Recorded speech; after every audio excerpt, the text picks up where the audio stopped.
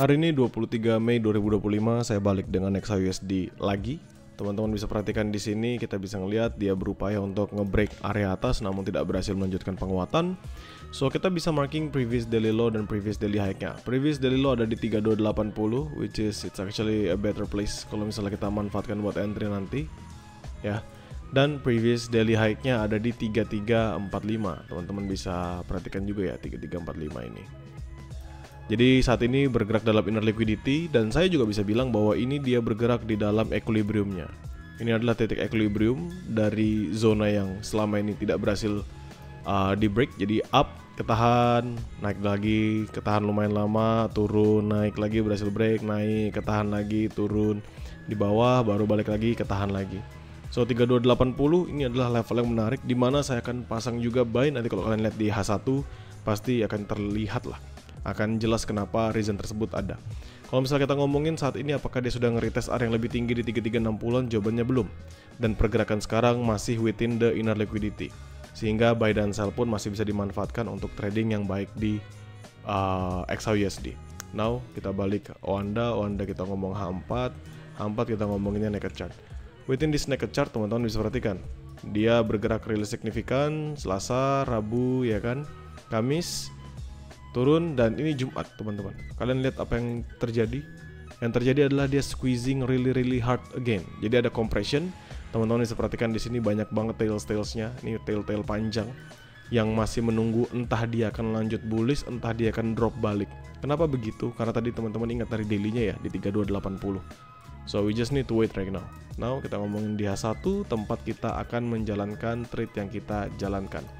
Beberapa level akan saya hapus, biar apa? Biar teman-teman nggak muyir-muyir, nggak pusing, nggak stres, nggak muntah atau mual ngelihat gambarannya yang terjadi saat ini.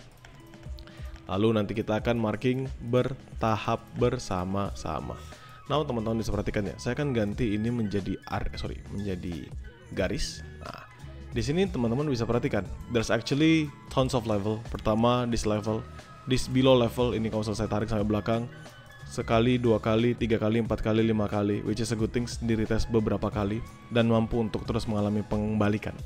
Untuk area atasnya kalian bisa perhatikan within this one, di sini retest drop, berhasil break bullish. Ketika dia berhasil break balik, dia drop signifikan, dia retest, dia drop lagi. So this also a good level yang bisa kita perhatikan di situ. Jadi tanpa ada perubahan yang signifikan, maka kita bisa ketahui jika pergerakan dari XAUSD hanya akan ada di sini-sini aja. Itu dulu yang paling penting pertama. Hanya akan bergerak atas dan bawah di sini-sini saja. Saya akan ubah ini jadi warna biru karena ini levelnya harusnya buy high risk. Ngambil ini, makan, taruh di atas di sini. 3314.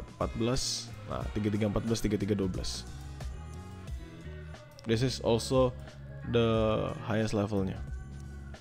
Ya, yang teman-teman bisa perhatikan.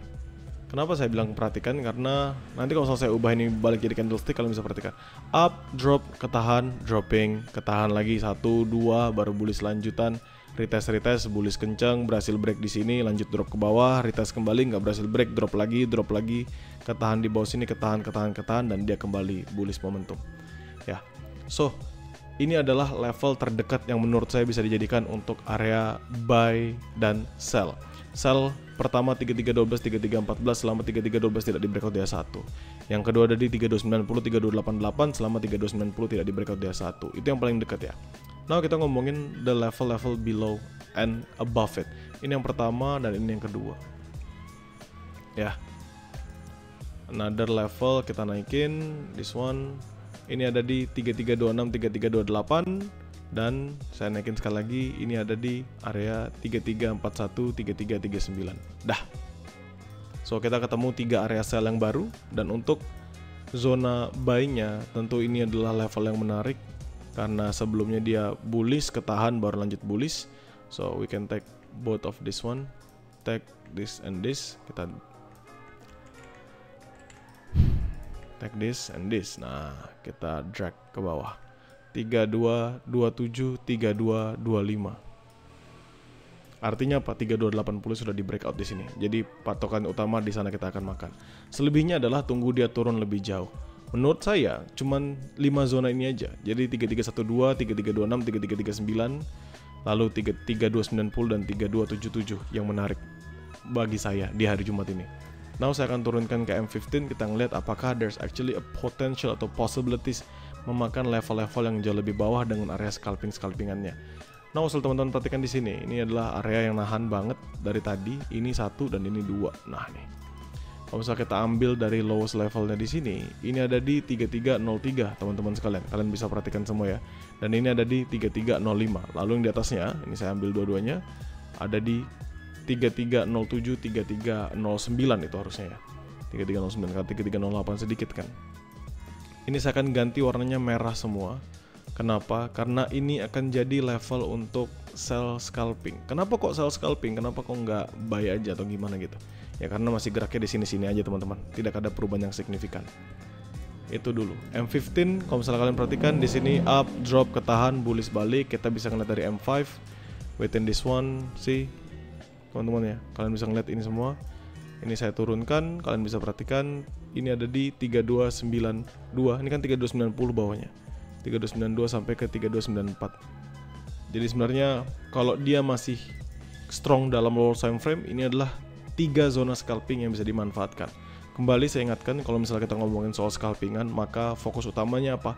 Area supply dan demand minor ini bisa dimanfaatkan buat scalping di lower time frame zone only. 5-10 pips scalping cukup, dikasih 30 pips lebihan, hitung sebagai bonusan.